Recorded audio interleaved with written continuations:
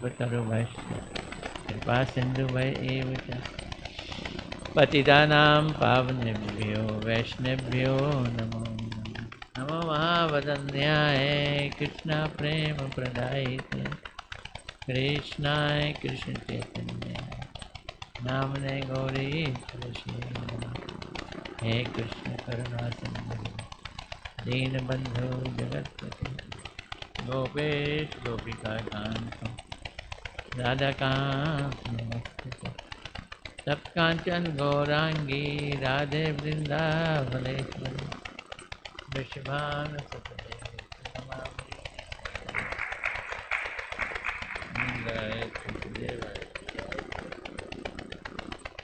कृष्ण भक्ति प्रतिदेवी सत्यवते नमो नमः।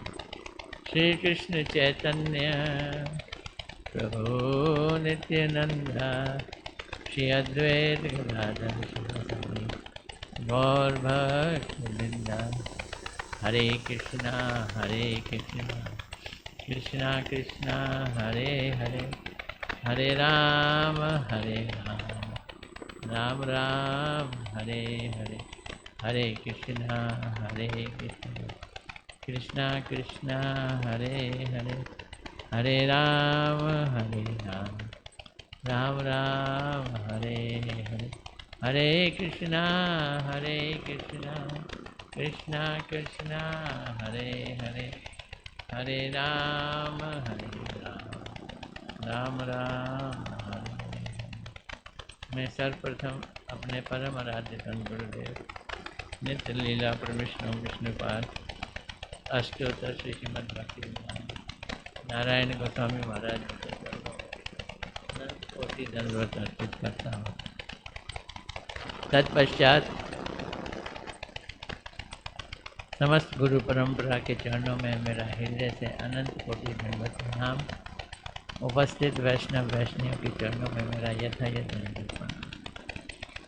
देखो, पुजारी ने दो मालाएं पहनाई, एक गुलाबी रंग की, एक सफ़ेद रंग। सफ़ेद रंग फुल ऑफ फ्रेगनेंस, सुगंध से भरी हुई पर छोटी है, और गुलाबी वाली में कोई गंध नहीं, बड़ी है। अभी लग रहा है कि गुलाबी वाली से गंध आ रही है। आ किससे रही है? सफ़ेद वाली से। लग क्या रहा है? क्योंकि सफ़ेद वाली छुप गई है, दिखती ही नहीं है। लग रहा है गुलाबी वाली से। इसे ही कहते हैं आरोप सिद्धा भक्ति। एक भक्ति होती है शुद्ध भक्ति, और एक भक्ति होती है आरोप सिद्धा भक्ति। होती नहीं है, लेकिन वो आरोप से सिद्ध हो जाती है। क्या आरोप? आहा हा, माला से कितनी खुशबू आ रही है। अरे इससे नहीं आ रही है, इससे आ रही है। जैसे एक मालती के फूलों का पूरा गार्डन है, उसके बाद बांस का गार्डन है, बांस, और फिर सड़क है।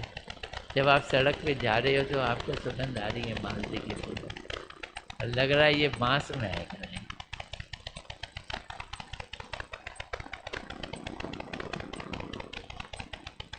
ऐसे ही हमने गार्डन बनाया, फूलों का गार्डन बनाया, ये सोच के कि उसके फूल हम भगवान को देंगे, और फिर इतरा रहे हैं कि हम बड़ी भक्ति कर रहे हैं, क्योंकि दिन भर गार्डन में लगे रहते हैं, पौधों को पानी डालते हैं, फिर फूल उगते हैं, फूल चुनते हैं, फूल लेके मंदिर में जाके देके आते हैं, या फूल की माला बना के देके आते हैं। हम कितनी भक्ति कर रहे हैं।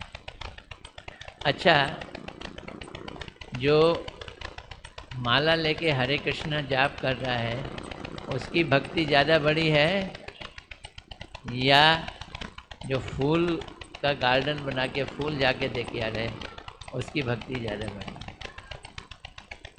किसकी भक्ति ज़्यादा है? उसकी भक्ति है ही नहीं। जो फूल का गार्डन बना रहा है, माला लेके जा रहा है, उसकी भक्ति है ही नहीं। हरे कृष्णा का जो जाप कर रहा है वो भक्ति है।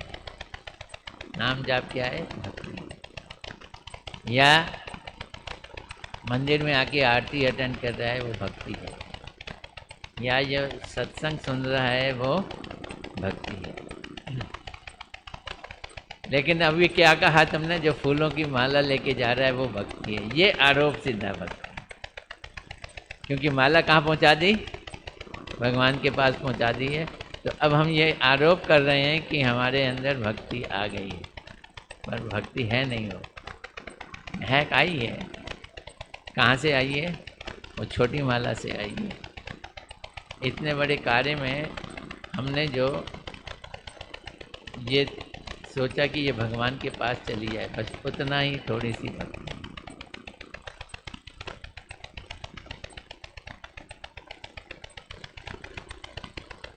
ये आरोप सिद्धा भक्ति है। स्वरूप सिद्धा भक्ति क्या है? श्रवण, कीर्तन, अर्चन, वंदन, दास्यम, साख्यम, आत्मनिवेदन। ये जो नवधा भक्ति है वो क्या है? वो डायरेक्ट भक्ति। और जो कर्मों के फल को अर्पित कर देते हैं भगवान को, वो आरोप सिद्धा भक्ति है, वो डायरेक्ट भक्ति नहीं है। यहाँ तक कि हमने पैसे कमाए और यहाँ आके पैसे डाल दिए थोड़े से डोनेशन बॉक्स में, ये भी पूरी भक्ति नहीं। पूरी भक्ति कब बनेगी? पूरी भक्ति बनेगी जब हम श्रवण, कीर्तन, स्मरण, वंदन ये वाला करेंगे, और फिर उसके बाद संबंध जोड़ के साख्यम, दास्यम, आत्मनिवेदन करेंगे। उसे क्या कहते हैं? स्वरूप सिद्धा भक्ति। तो एक हो गई आरोप सिद्धा भक्ति, एक हो गई स्वरूप सिद्धा भक्ति। अब उसमें भी एक और रह जाती है, वो होती है संग सिद्धा भक्ति। संग सिद्धा भक्ति कैसी है? कि एक महात्माओं का जत्था जा रहा था, गुरु थे, उनके शिष्य थे। उसमें एक लड़का निठल्ला बैठा हुआ था, वो भी बैठ गया, जत्थे में आ गया। वो जत्था एक गांव में पहुंचा, गांव वालों ने बड़ा सत्कार किया, उस लड़के का भी सत्कार हुआ, उसको भी माला पे नहीं, वो जत्थे के संग था। अब लोग उसको क्या समझ रहे हैं? वो भक्त है। भक्त तो नहीं है वो। ये कैसी भक्ति है? संग सिद्धा भक्ति। कैसे? कि वैष्णवों के 24 गुण बताए गए हैं।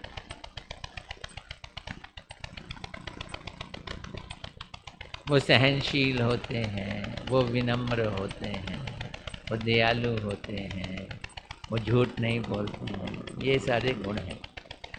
लेकिन ये भक्ति नहीं है। अगर कोई इन्हीं गुणों को भक्ति कहे तो वो क्या हो जाएगी? संग सिद्धा भक्ति नहीं है। क्यों? भक्ति करने से ये गुण आ जाते हैं। तो ये गुण आ गए तो बहुत अच्छी बात है, पर मेन गुण क्या है? स्वरूप सिद्धा भक्ति। स्वरूप सिद्धा भक्ति से आरोप सिद्धा भक्ति, जो गुण हैं, वैष्णवता के गुण हैं, वो अपने आप आ जाते हैं। अब अगर कोई भक्ति की कोशिश तो ना करे, बाकी उन 24 गुणों को लाने की कोशिश करे, ये कह के कि मैं भक्त बन गया, वो उसका ख्याल ही ख्याल है, वो भक्त नहीं बना। वो क्या है? कौन सी भक्ति हो गई? संग सिद्धा भक्ति। भक्ति बन जाएगी जब उसमें एक ही चीज़ और ऐड कर दी जाए। कौन सी भक्ति? स्वरूप सिद्ध भक्ति है। समझ आ रही है बात? देखो एक माला से एक कथा चल रही है। हरे कृष्णा कृष्णा कृष्णा हरे हरे, हरे राम राम राम हरे हरे, हरे कृष्णा कृष्णा कृष्णा हरे हरे, हरे राम राम राम। हरे कृष्णा कृष्णा कृष्णा हरे हरे, हरे राम राम राम हरे हरे, हरे कृष्णा कृष्णा कृष्णा हरे हरे, हरे राम राम राम हरे हरे, हरे कृष्णा कृष्णा कृष्णा हरे हरे, हरे राम राम राम हरे हरे, हरे कृष्णा कृष्णा कृष्णा हरे हरे, हरे राम राम राम हरे हरे, हरे कृष्णा कृष्णा कृष्णा हरे हरे, हरे राम राम राम हरे हरे, हरे कृष्णा कृष्णा कृष्णा हरे हरे, हरे राम राम राम हरे हरे, हरे कृष्णा कृष्णा कृष्णा हरे हरे, हरे राम राम राम हरे, हरे कृष्णा कृष्णा कृष्णा हरे हरे, हरे राम राम राम हरे हरे, हरे कृष्णा कृष्णा कृष्णा हरे हरे, हरे राम राम राम हरे हरे, हरे कृष्णा कृष्णा कृष्णा हरे हरे, हरे राम राम राम हरे हरे, हरे कृष्णा कृष्णा कृष्णा हरे हरे, हरे राम राम राम, हरे कृष्णा कृष्णा कृष्णा हरे हरे, हरे राम राम राम हरे हरे, हरे कृष्णा कृष्णा हरे हरे, हरे राम राम राम हरे हरे, हरे कृष्णा कृष्णा कृष्णा हरे हरे, हरे राम राम राम हरे कृष्णा कृष्णा कृष्णा हरे हरे, हरे राम राम राम हरे, हरे कृष्णा। कल हम लोगों ने बड़े उत्साह के साथ गुरु पूर्णिमा का महोत्सव मनाया। 4 5 स्पीकर आ गए बोलने वाले।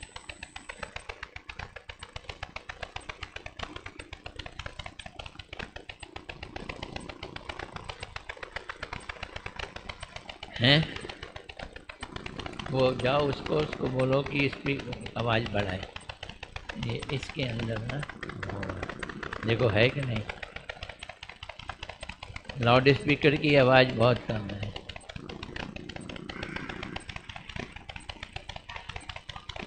हैं? लाइव में भी कम आ रही है ना। बोला है पर मुझे लगता है अगर ये रेगुलर वो हुई तो मैं अपना एक स्टैंड लगा के और वो लगा के IGBT टीवी में भी रिकॉर्डिंग शुरू कर दूँगा। हरे कृष्णा। थोड़ा कम। हरे कृष्णा। और कम। हरे कृष्णा हरे कृष्णा हरे कृष्णा। हाँ ये चलेगा, ये चलेगा। हरे कृष्णा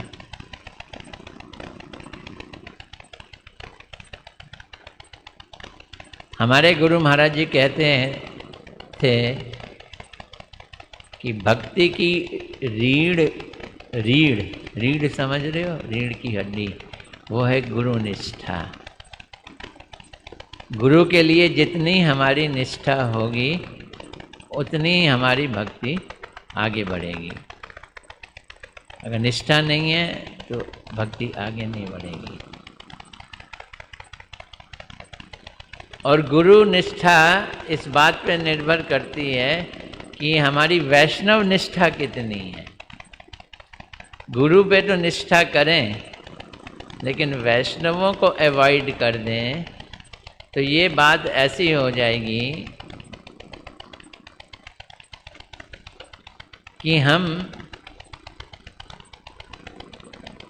दो शिष्य गुरु के पैर दबा रहे थे, एक दायां पैर दबा रहा था, एक बायां पैर दबा रहा था।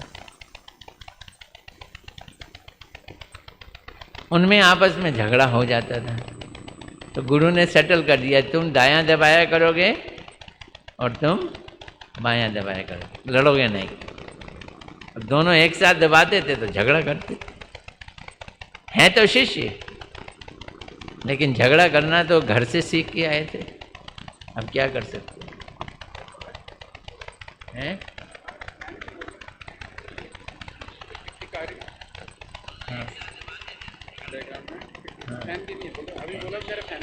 ना फैन की नहीं, या माइक दूर है, ऐसा तो नहीं है।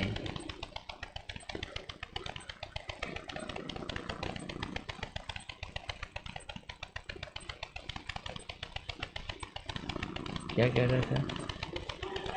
हाँ, तो अब दोनों पैर, एक को दायां मिल गया, एक को बायां मिल गया। एक दिन गुरुदेव अपना दायां पैर थोड़ा सिकोड़ के सो रहे थे, बायां लंबा हो गया और दायां छोटा हो गया। अब दोनों में ईर्ष्या हो गई, मेरे वाला लंबा है, तेरा पैर ही छोटा है, तो ये कैसे हो सकता है? जब नापा तो वो सिकोड़ा हुआ था उन्होंने, पैर छोटा, तो अभी कुल्हाड़ी ला के बराबर कर देता हूँ। कुल्हाड़ी ला के दोनों पैर बराबर कर देता हूँ। वो कुल्हाड़ी लेने चला गया, गुरुदेव उठे, ऐसे शिष्य ऐसे हो तो ये मैं किस लिए बतला रहा था? हैं? नहीं, वैष्णव की निष्ठा ना हो तो वही एक पैर बड़ा एक पैर छोटा। तो वैष्णव की निष्ठा ना हो, वैष्णव भी गुरु के पैर हैं, वैष्णव गुरु के अंग हैं, तो अंगों के प्रति हम कुल्हाड़ी लाके उसको काटने की कोशिश करें तो वो ठीक नहीं। और वैष्णव 3 तरह के होते हैं, यही हम लोगों की चर्चा का विषय है। कनिष्ठ वैष्णव, मध्यम अधिकारी और उत्तम अधिकारी। कनिष्ठ अधिकारी की खूबी है कि वो खाली मूर्ति की पूजा करता है, उसकी श्रद्धा मूर्ति में तो है, लेकिन उसकी श्रद्धा वैष्णवों में नहीं है। ये एक और अधूरापन। भगवान की खूबी है, वो भक्तों के साथ हैं, अकेले नहीं है भगवान। भगवान ठूठ नहीं है, वो भक्तों के साथ है। भक्त उनकी प्रसन्नता का कारण है, आनंद का कारण है।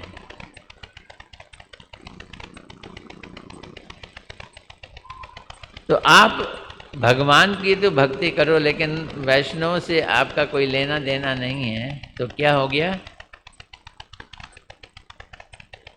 तो वो कनिष्ठ भक्त हो गया। लेकिन भक्त है। क्यों भक्त है? क्योंकि उसके जीवन में से मायावाद का पुट हट गया है। मायावाद कहता है भगवान का रूप नहीं है, और ये कहता है भगवान का रूप है, मूर्ति ये जो है ये भगवान ही है, उसकी वो पूजा कर रहे हैं। लेकिन जो भगवान का रूप नहीं मानता है वो मायावादी है, उसमें श्रद्धा की कमी है। श्रद्धा मैंने विश्वास, किस में विश्वास? रूप में विश्वास। ये कृष्ण हैं, ये राम हैं, ये भगवान है। मध्यम अधिकारी में एक और खूबी होती है कि वो डिस्टिंग्विश करता है। वो क्या करता है? डिस्टिंग्विश करता है। वो कौन कौन है ये जानता है। तो वो इस चीज में डिस्टिंग्विश करता है कि अपने अंदर का जो प्रेम है वो भगवान को देगा, मित्रता वैष्णवों को, और कृपा बालिशों को जो इग्नोरेंट डिवोटीज हैं, डिवोटीज नहीं है, इग्नोरेंट मेटेरियलिस्टिक हैं। और जो द्वेषी हैं उनको क्या करेगा? उनको अवॉइड करेगा, द्वेषियों को अवॉइड करेगा। ये हम चल पढ़ रहे हैं इसी चीज को। अब द्वेषियों को अवॉइड करना का क्या मतलब है? जिसका भगवान में विश्वास नहीं है, जो सारे देवी देवताओं को एक ही कह के पूजा करते हैं, भगवान और देवी देवताओं में अंतर है ये नहीं मानते हैं,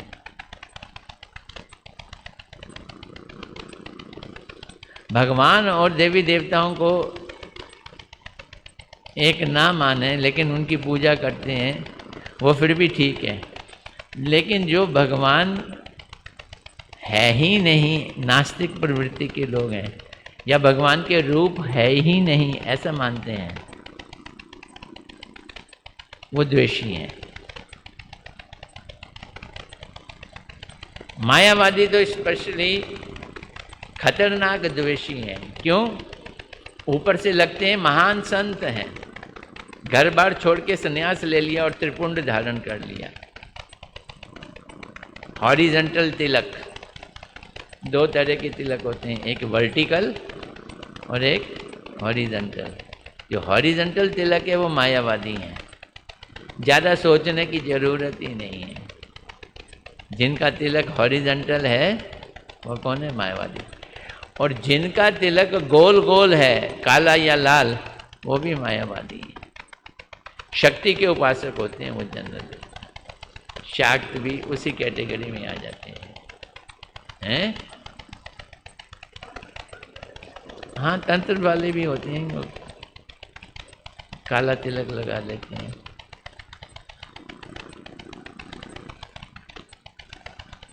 अब यहाँ एक बड़ा अच्छा प्रश्न पूछा था कि द्वेषी लोगों के साथ क्या वो बीमार पड़ जाएं, हम इलाज कराएं कि नहीं? हमारे घर में हमारा भाई और माता पिता ही द्वेषी हों, उनको हम क्या करें? त्याग दें? उनके साथ कोई व्यवहार रखें कि नहीं रखें? उनसे बातचीत करें कि नहीं? तो हरिदास बाबा जी ने क्या जवाब दिया था, याद है? कई दिनों बाद क्लास हो रही है।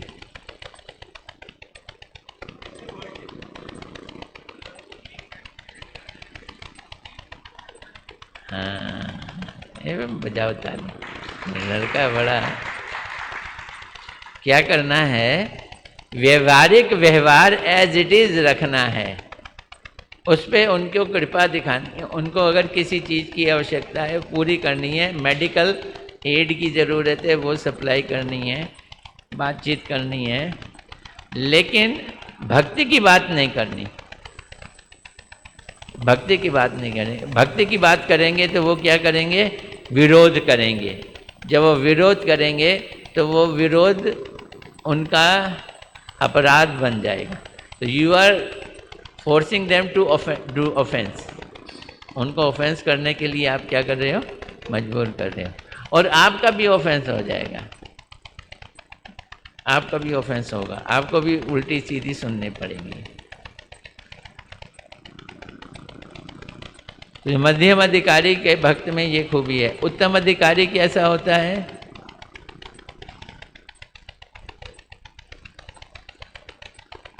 ये हम कर चुके हैं, लेकिन उत्तम अधिकारी का मैं थोड़ा सा बतलाता हूँ।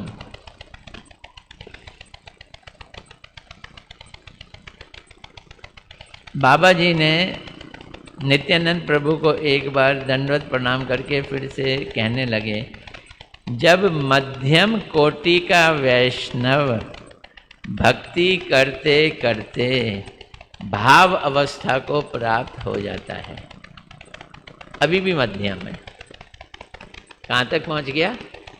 भाव अवस्था। समझना, भक्ति शुरू होती है कहाँ से? श्रद्धा से शुरू होती है। भक्ति श्रद्धा से शुरू होती है।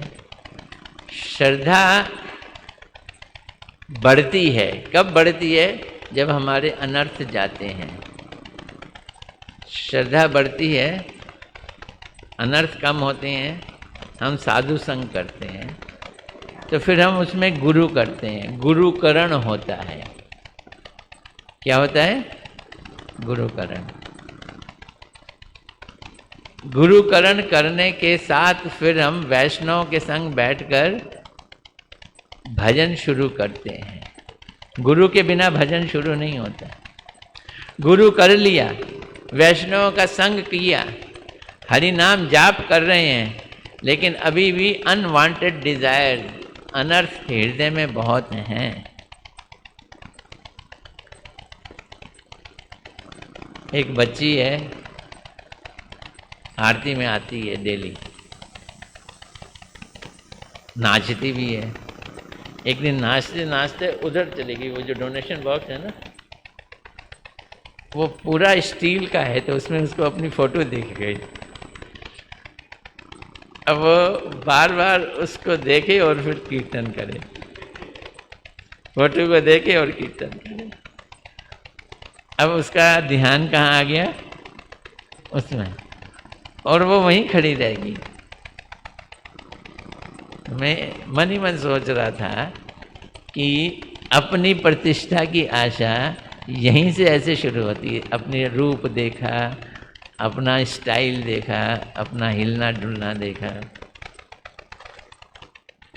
तो ये अनर्थ है।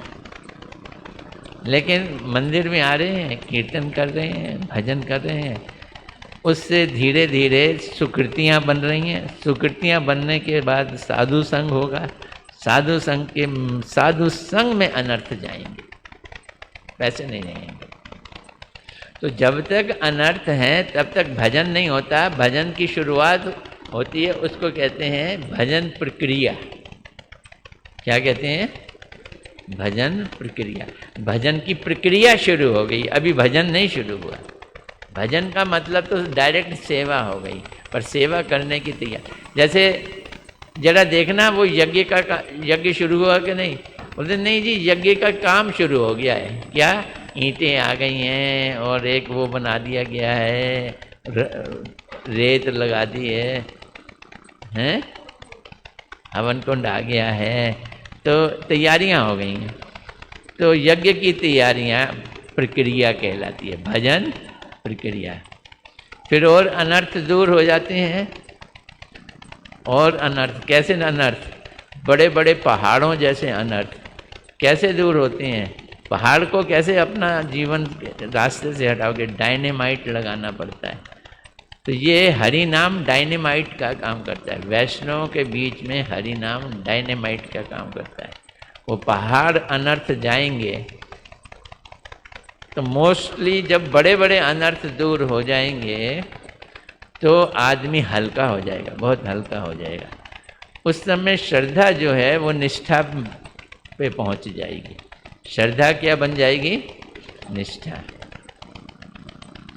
निष्ठा बन जाएगी। फिर अब छोटे छोटे अनर्थ रह गए, वो जब जाने शुरू हो जाएंगे तो निष्ठा रुचि बन जाती है।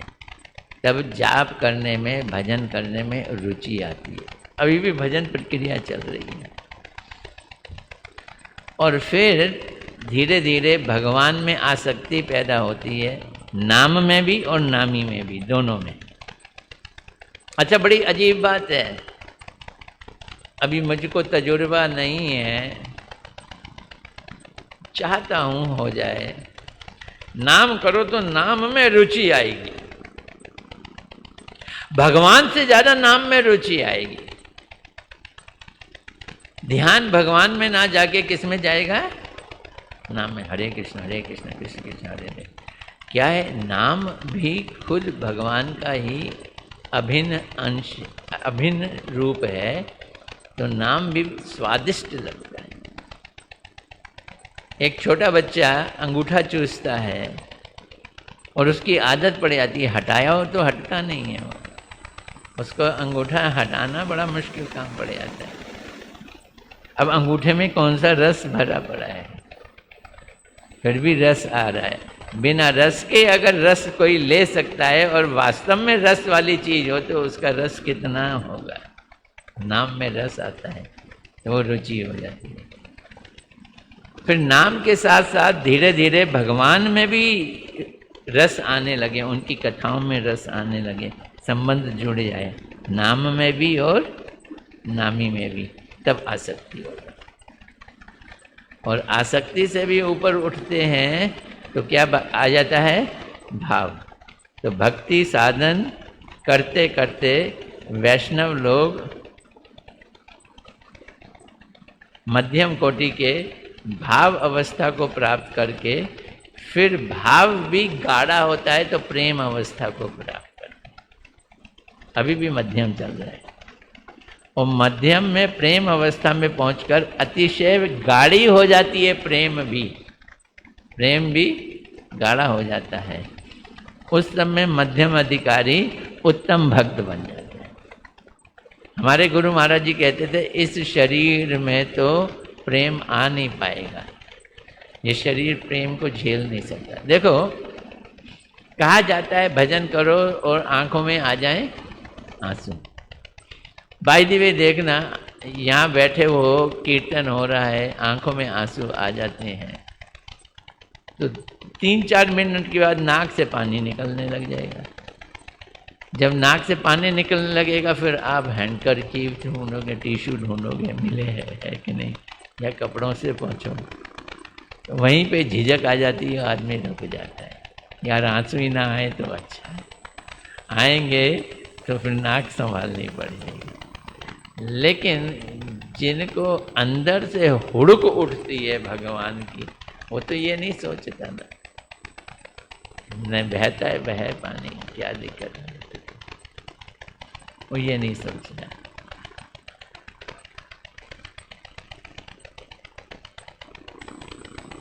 मध्यम अधिकारी उत्तम कोटि का भक्त बन जाते हैं। श्रीमद् भागवत में भी उत्तम कोटि के वैष्णव के लक्षण बताए गए हैं।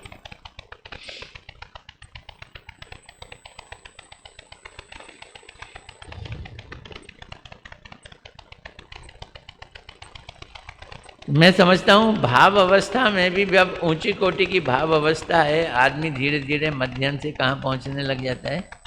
उत्तम कोटि पे पहुँचने लगता है। मैं ये कह रहा था कि जब थोड़े से रोने से नाक बहती है और उसको संभालना मुश्किल हो जाता है, अभी तो रुचि भी नहीं आई है, भाव की अवस्था में कैसा रोना आता होगा।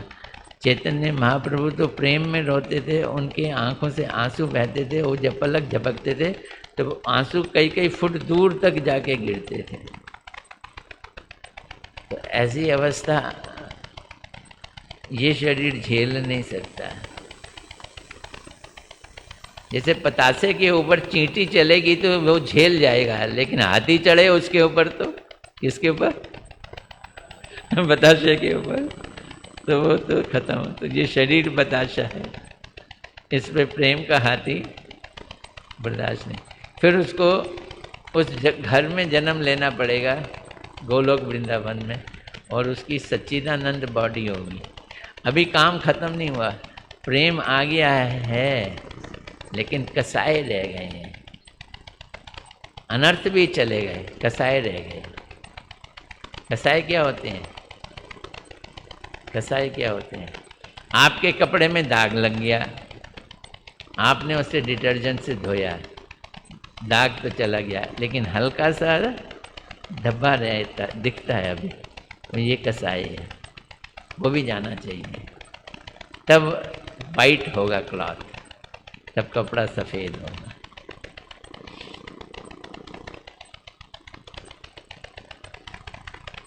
तो बोल रहे हैं बाबा जी, जो समस्त प्राणियों में भगवान के साथ संबंध जनित प्रेम भावों की उपलब्धि करते हैं और साथ ही भगवान में समस्त प्राणियों के संबंध जनित प्रेममय भाव की उपलब्धि करते हैं, वे उत्तम कोटि के वैष्णव हैं।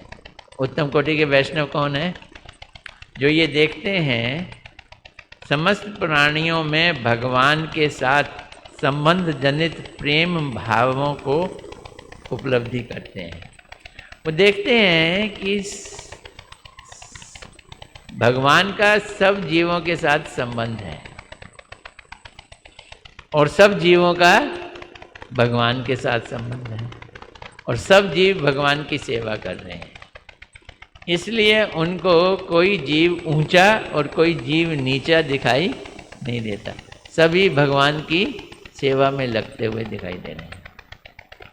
भगवान ने ये सृष्टि रची, अब इस सृष्टि में हम गलत काम करते हैं, हम पेड़ पौधे बनते हैं।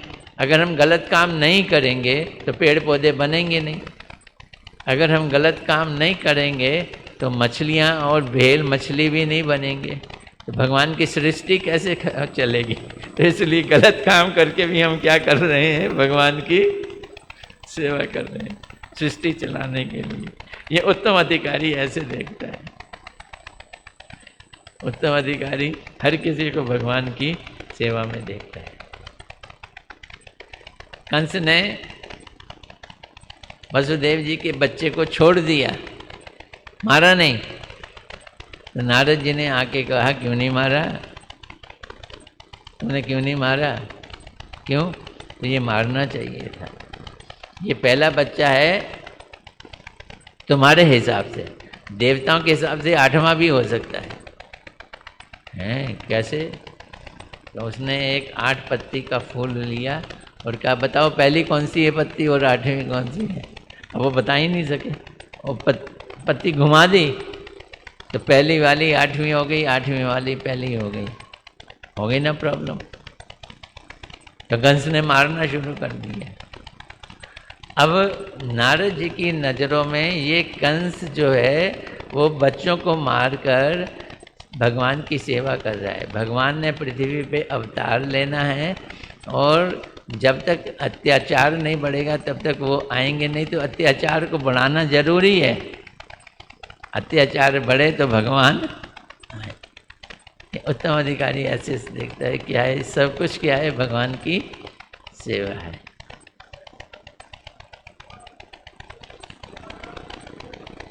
आप इस चीज जरूर, जो उत्तम अधिकार है वो ये भगवान की मर्जी से ये सृष्टि चल रही है, ये सब कुछ कौन कर रहे हैं? भगवान कर रहे हैं।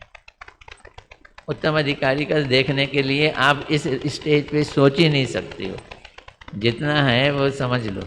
उत्तम अधिकारी हर किसी को, वो यही बोल रहे हैं, समस्त प्राणियों में भगवान के साथ संबंध जनित प्रेममयी भावों की उपलब्धि करता है। कौन? उत्तम अधिकारी। और साथ ही भगवान में भी समस्त प्राणियों के संबंध जनित प्रेम में भाव उपलब्धि करता है। यानी उसको दिखता है सबका भाव भगवान के साथ है, प्रेम कई भाव है, ये देखता है। वो नीचे का देखता ही नहीं, उसको किसी के प्रति द्वेष होता ही नहीं। इस प्रेम में भाव के अतिरिक्त कोई भी दूसरा भाव इन उत्तम भागवतों में पाया ही नहीं जाता। They don't see anything else.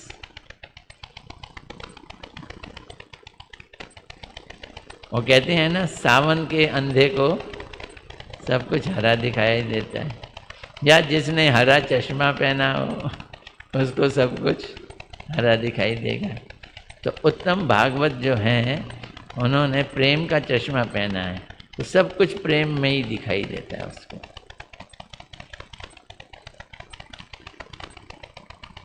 इसी प्रकार जब भक्तों का जीवन शुद्ध प्रेम में हो जाता है तब उसे उत्तम भागवत कहा जाता है। इस अवस्था में मध्यम अधिकार वाले भक्तों वाला कैटेगरी नहीं होती है। कौन सी कैटेगरी? प्रेम, मैत्री, कृपा और उपेक्षा। इस व्यवहारों का तारतम्य का विचार ही नहीं होता उत्तम अधिकार में, बल्कि उनको तो समस्त व्यवहार प्रेम के ही दिखाई देते हैं, प्रेमाकार में ही हो पड़ते हैं। उनकी दृष्टि उत्तम, मध्यम और कनिष्ठ, वैष्णव या अवैष्णव भेद ही नहीं कर पाती। वो लोग भेद ही नहीं, वो डिफरेंस ही नहीं कर सकते। देखो, एक पहाड़ है 50 फीट ऊंचा है, एक गड्ढा है 10 फीट गहरा है, उस पर एक सड़क है, वो प्लेन है। आप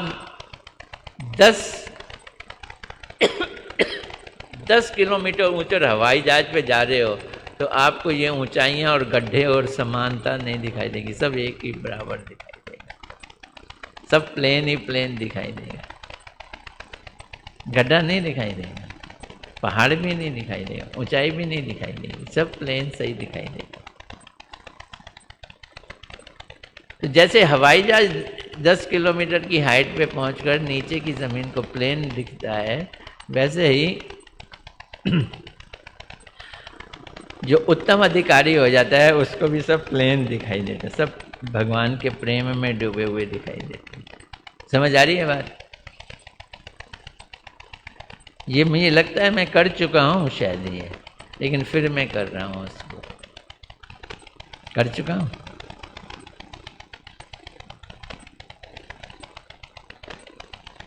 क्योंकि वे प्राणी मात्र को कृष्णदास के रूप में देखता है, इसलिए वैष्णव सेवा और वैष्णव सम्मान केवल मात्र कनिष्ठ भी नहीं करते और उत्तम भी नहीं करते। फिर कौन करते हैं? केवल मात्र मध्यम अधिकारी, वैष्णव सेवा।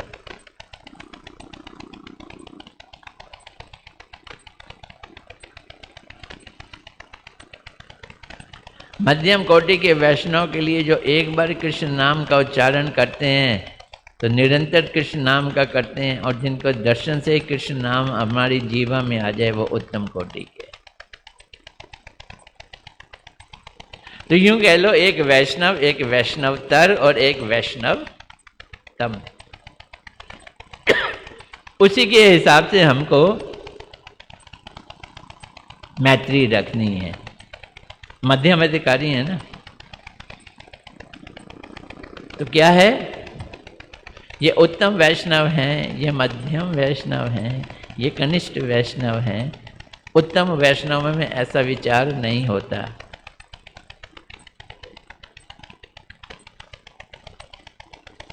तो ये खाली उत्तम अधिकारी के लिए संभव है। यदि मध्यम अधिकारी वैष्णव भी ऐसी बातें करे, मुझे तो सब एक जैसे ही लगते हैं, तो वो अपराधी है, पाखंड कर रहा है ना, झगड़ता भी है, ईर्ष्या भी करता है, वो अपराधी हो गया।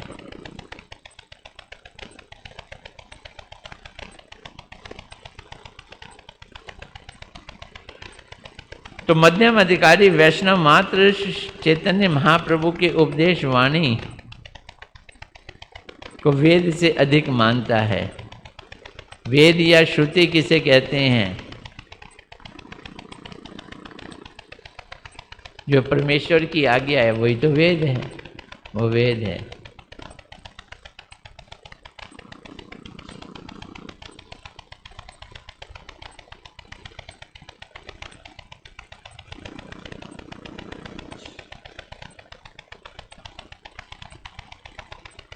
पहले नित्यानंद ने वो जो बड़गाछी से वैष्णव आया था जिसने प्रश्न किया और हरिदास बाबा जी जवाब दे रहे हैं, बीच में टोका था तो उन्होंने क्या किया था?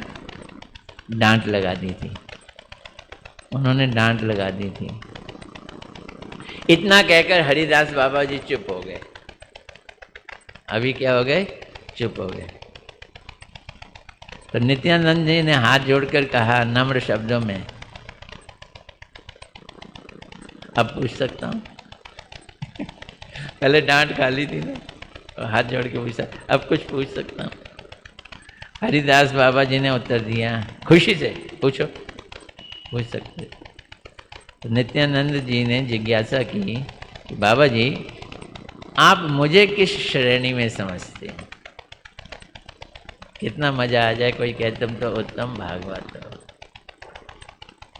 आप मुझे किस श्रेणी में समझते हो?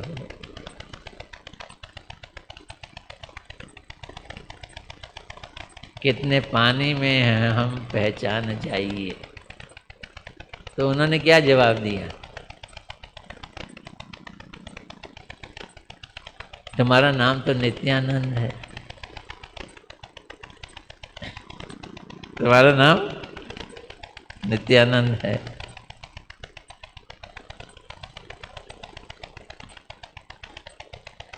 नित्यानंद नाम ही तुमने जब ग्रहण कर लिया तो बाकी बचा क्या? तुम तो उत्तम अधिकारी हो गए। तुम्हारा नाम तो नित्यानंद है, तुम क्या हो गए?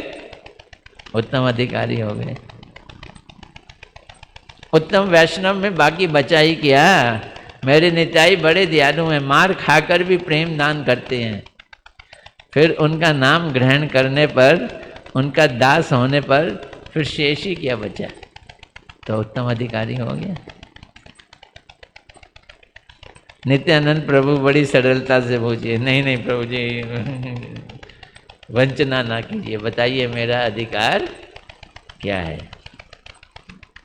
हरिदास बोलते हैं ठीक है, अपनी डिटेल बतलाओ, अपना पूरा ब्यौरा दो मुझको। यदि नित्यानंद प्रभु निताई मेरे को कुछ प्रेरणा देंगे तो मैं बता देता हूँ। तब नित्यानंद दास ने कहा, अब देख लो नित्यानंद दास वो लड़का है तो दीक्षित, क्योंकि नाम क्या है? नित्यानंद। वो क्या बता रहा है अपने लिए? पद्मावती नदी के किनारे एक छोटे से गांव में मेरा जन्म हुआ।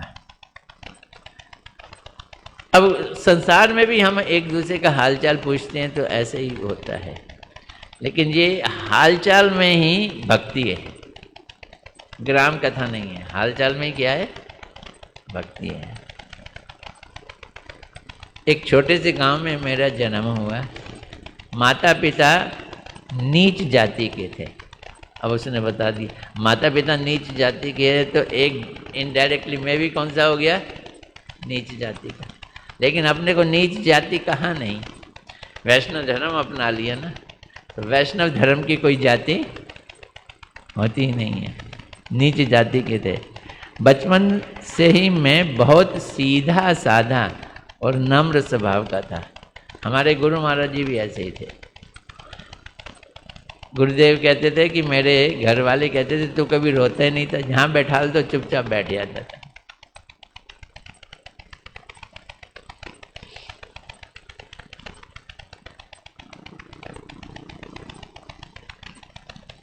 सीधा साधा था, नम्र स्वभाव का था।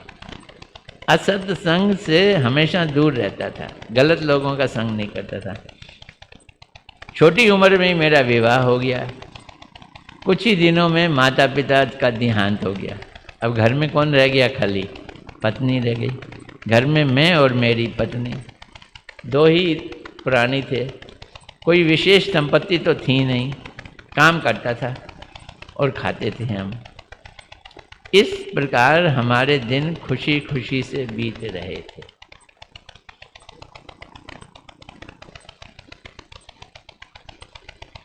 किंतु ये सुख अधिक दिन नहीं रहा। मेरी दुनिया को उजाड़ती हुई मेरी पत्नी मुझे अकेला छोड़कर चल बसी। अभी भी उसे पत्नी की याद आ रही है कि छोड़ गई। मेरी दुनिया क्या कर दी उसने? उजाड़ दी। कई बार पति पत्नियों में बहुत प्रेम होता है।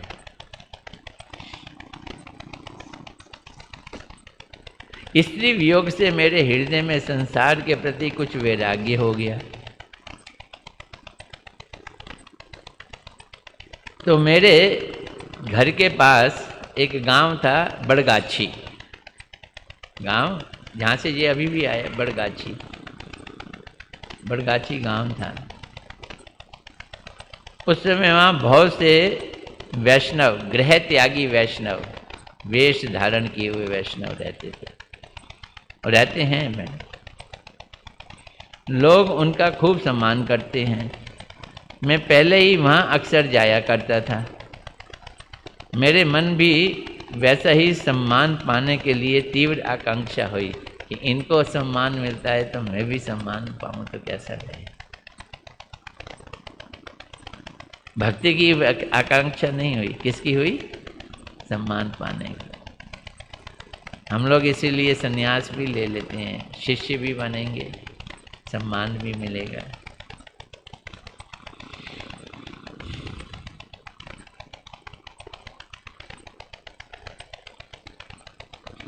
इधर पत्नी का वियोग तो था ही, संसार के प्रति अब कोई आकर्षण भी नहीं था। मैं सीधा बड़गाछी भाग गया और क्षणिक वैराग्य के आवेश में मैंने वैष्णव वेश भी ले लिया। दे दो संन्यास, दे दो, वैष्णव वेश भी ले लिया। अब कुछ दिन बीते, मन चंचल हो गया, हृदय में तरह तरह के बुरे विचार मंडराने लगे। अब तो हालत ऐसी हो गई कि मुझे अपने को संभालना मुश्किल लग रहा था। साफ बोला उसने, मुझे अपने को संभालना मुश्किल लग रहा है। परंतु मेरा सौभाग्य कहिए कि मुझे एक शुद्ध और सरल वैष्णव का संग मिल गया। आजकल वो ब्रज में बैठकर भजन कर रहे हैं। वे मुझ पर बहुत स्नेह रखते थे। उन्होंने मुझे बहुत सारे सदुपदेश दिए और अपने साथ रख लिया। मेरे चित्त का शोधन करते गए। मेरी चंचलता दूर हो गई। अब मेरे मन में बुरे विचार नहीं आते। संग का फर्क, संग का प्रभाव। 1 लाख हरिनाम करने की इच्छा होती है। नाम और नामी में भेद नहीं है, मैं ये समझता हूँ। दोनों ही चिन्मय हैं। एकादशी का व्रत करता हूँ, बाकी व्रत हरिवासर विधिवत पालन करता हूँ, तुलसी को जल देता हूँ। वैष्णव जन कीर्तन करते हैं तो मैं भी उनके साथ तनिक आवेश में आकर कीर्तन करता हूँ। ये पॉइंट एक एक थोड़ा है। कीर्तन करो कि कैसे आवेश में आके कीर्तन करते। वैष्णव लोग जब कीर्तन करते हैं तो मैं भी आवेश में आके वैष्णव का चरणामृत भी पान करता हूँ। नित्य प्रति थोड़ा बहुत भक्ति के ग्रंथों का पाठ भी करता हूँ। उत्तम उत्तम भोजन एवं उत्तम उत्तम कपड़े की अब कोई कामना नहीं रही। और संसार की ग्राम कथा मुझे अच्छी नहीं लगती है। वैष्णवों को देखते ही उनके चरणों में लौटने की इच्छा होती है और बीच बीच में ऐसा करता भी हूँ, लेकिन कभी कभी प्रतिष्ठा की भी आशा रहती है। अब आप कृपा करके बतलाइए मैं कौन सी श्रेणी का वैष्णव हूँ। हरिदास बाबा जी ने वैष्णव दास भी बैठे हुए थे।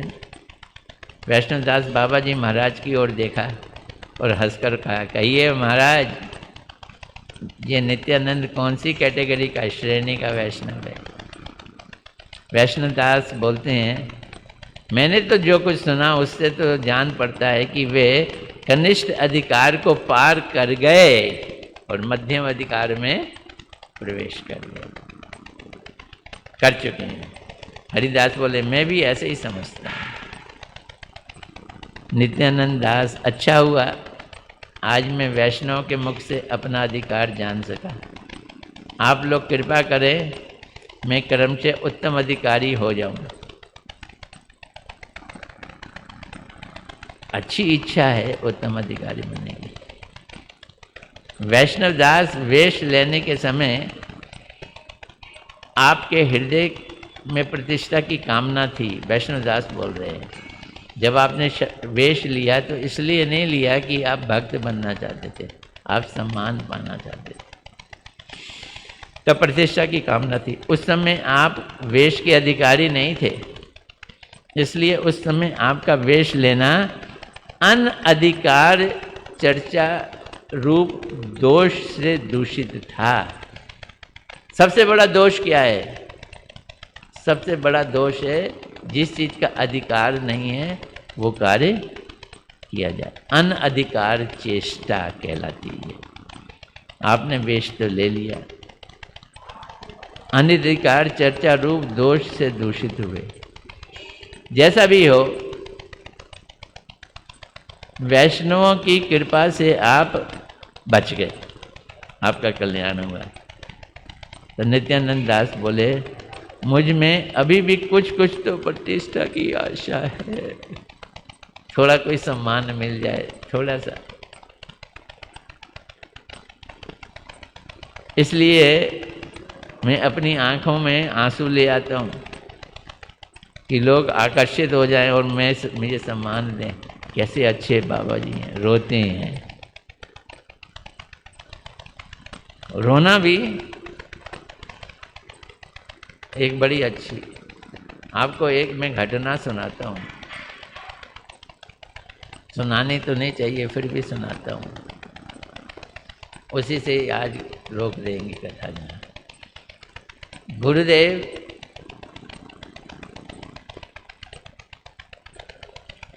मुक्त हस्त लोगों को भक्ति बांट रहे थे। ये बात है 2000 या उससे 1-2 साल पहले, 98-97। इस्कॉन के लोग धड़ाधड़ आते थे और इस्कॉन के लोग उनको बड़ा सम्मान देते थे। तो एक पति पत्नी थे। पति इस्कॉन में दीक्षा देता था और हमारे मोदी जी के घर में जाके रहता था दिल्ली में। तो जो पत्नी थी इतनी भावुक, इतनी भावुक, गुरुदेव से मिलते ही रोना शुरू, आंखों में आंसू झरझर झर। जब गुरुदेव को छोड़ के जाती तो झरझर झर आंसू। ऐसा लगता था गुरु की इससे बढ़कर कोई श्रेष्ठ शिष्या नहीं है। अब क्या हुआ, जगन्नाथपुरी की बात है, मैं भी था जगन्नाथपुरी में। मोदी जी आए, जहाँ हम ठहरे हुए थे सिंघानिया के घर में। महाराज जी यहीं ठहरे हैं? मैंने कहा हाँ। मैं कल आ जाऊँ? आ जाओ। वो अपनी पत्नी को लेके आ गए। महाराज जी को कहा हमें हरि नाम दे दो। महाराज जी ने दे दिया। दोनों पति पत्नी इस्कॉन में जाते थे। पत्नी तो 16 माला जाप किया करती थी, इस्कॉन की एकदम एकनिष्ठ भक्त थी। और वो जो प्रभु थे जो दीक्षा देते थे इस्कॉन में, वो उनके मोदी जी की जाके घर में रहते थे, पति पत्नी दोनों। ये लोग दिल्ली वापस आए। जब दिल्ली वापस आए तो उनको पता चल गया कि ये तो वहाँ से दीक्षा ले आए। तो उसकी पत्नी ने इतनी डांट लगाई, मोदी जी की पत्नी को इतनी डांट लगाई, तुम अपराधन हो, इतने दिन तक हम लोगों के संग थी, प्रभुपाद जी के अंदर में थी, वो छोड़ के तुम उनके पास चली गई, तुम जैसा पतित कोई नहीं है। और वो तो घबरा गई, घबरा गई। तो जब ये खबर हमें पता चली, महाराज जी को पता चली, महाराज जी हैरान कि उसकी पत्नी जो मेरे पास आती है तो आंखों में आंसू और जाती है तो आंखों में आंसू, और उसने दीक्षा ले ली मेरे से, इस पे खुश होने की बजाय क्या कर रही है, उन पर डांट लगा रही है। तो मैंने कहा वो ऐसे रोती कैसे थी? तब पता चला कि पुराने टाइम में जब वो जवान थी वो एक्ट्रेस थी। हैं? नहीं, वो एक्ट्रेस थी। एक्ट्रेस लोग रोने का जो है कला वो जानते हैं, वो रोने की कला जानती है, रो नहीं रही है। तो इस तरह से कई घटना घटित होती हैं। आंसू लाए जाते हैं, किस लिए लाए जाते हैं? ताकि सम्मान मिले। तो हरिदास जी बोलते हैं, यत्न पूर्वक इस इच्छा का त्याग करो और भक्ति के क्षय होने के डर है। याद रखो, यदि भक्ति क्षय हुई फिर कनिष्ठ अधिकारी बन जाओगे मध्यम से। तुम तो उत्तम बनना चाहते हो ना। काम, क्रोध आदि षड रिपुओं को दूर होना बड़ा आसान काम है, लेकिन प्रतिष्ठा की आशा दूर होना बड़ा मुश्किल काम है। ये वैष्णव के लिए सबसे जबरदस्त शत्रु है।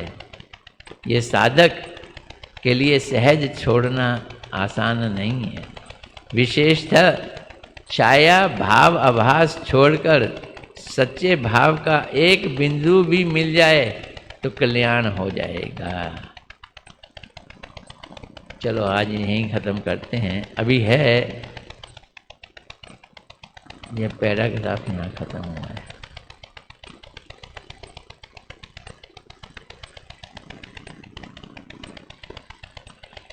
नित्यानंद दास बाबा जी की चरणों की धूल ली, मस्तक पे लगाई, पैरों की धूल लेते हुए देखकर बाबा जी बड़े संकुचित हुए। जल्दी से उठकर उनको छाती से लगा लिया, पास बैठकर उसकी पीठ थपथपाई। नित्यानंद की आंखों में अब असली वाले आंसू झरझर गिरने लगे। हरिदास बाबा जी भी लाख कोशिश करके अपने आंसुओं को नहीं रोक सके और बाबा जी भी रोने लगे। उन्होंने, नित्यानंद जी ने अपना जीवन आज सार्थक मान लिया और मन ही मन हरिदास बाबा जी को अपना गुरु मान लिया। यहाँ तक रख लेते हैं। हरे कृष्णा कृष्णा कृष्णा हरे हरे, हरे राम राम राम हरे हरे। अब कोई प्रश्न है तो पूछ लो।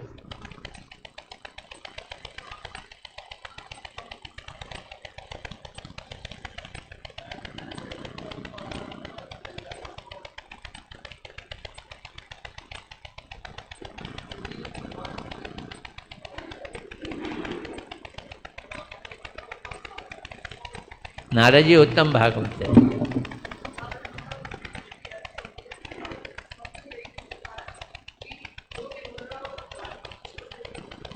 ये तो मामूली सी बात है, बड़ी मामूली सी बात है।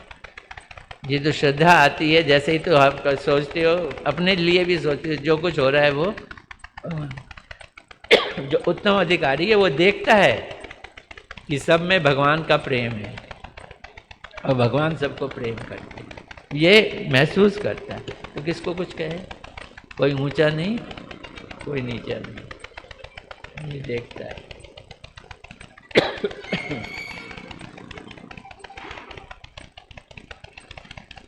अभी क्लास में हूँ मैं।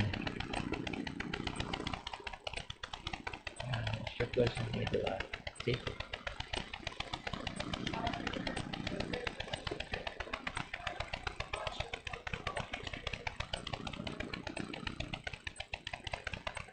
भगवान शिव के बारे में डिटेल समझना बड़ा मुश्किल काम है। भगवान के शिव जी क्या है, इसको जानना इतना आसान काम नहीं है। कॉम्प्लिकेटेड है वो, बड़े कॉम्प्लिकेटेड। वो भगवान भी हैं, भगवान नहीं भी हैं। इसको ऐसा समझ लो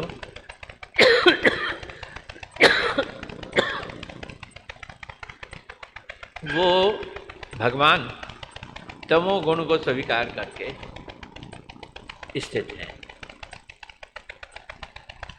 तो गुण अधिकारी देवता हो गए, उनके पास गुण है। कौन सा गुण है? तमोगुण। और उसी से वो संहार करते हैं, सृष्टि का संहार करते हैं।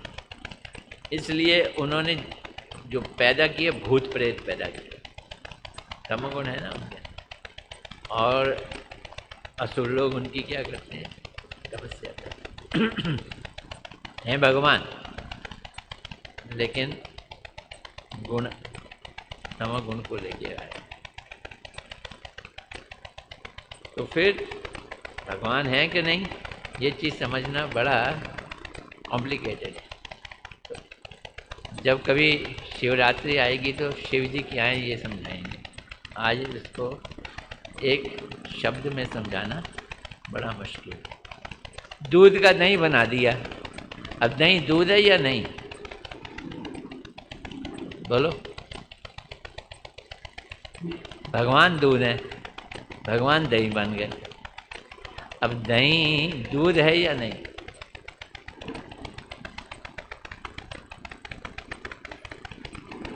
नहीं, दूध तो है नहीं। तो बना किससे है? दूध से बना है। दूध में क्या है? मक्खन है। दही में है कि नहीं? दही में भी मक्खन है। तो फिर वो दही दूध क्यों नहीं है? तो ये एक कॉम्प्लिकेटेड सिस्टम। तो दूध को दही का संग मिला और वो क्या बन गया? दही। ऐसे ही भगवान को तमोगुण का संग मिल गया, वो क्या बन गए? शिव जी। अब वो भगवान है भी, वो भगवान नहीं।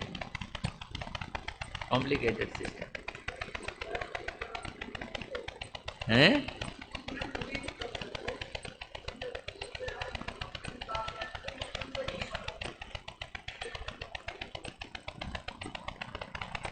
दूध को पीने से एक तरह का लाभ होता है, दही को खाने से दूसरे तरह का लाभ। लेकिन दही को मत दो, उससे भी मक्खन निकल जाता है। दूध को मत दो,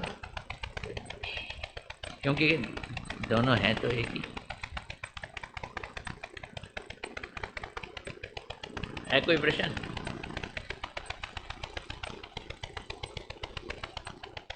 आज मेरे सिंसियर श्रोता ही मौजूद हैं, 2-4 और सिंसियर मिसिंग हैं।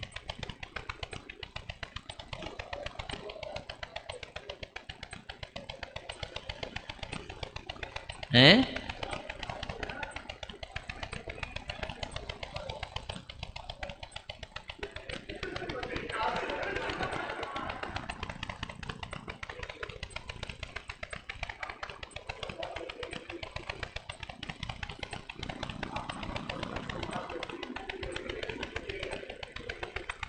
सब उत्तम अधिकारी हैं।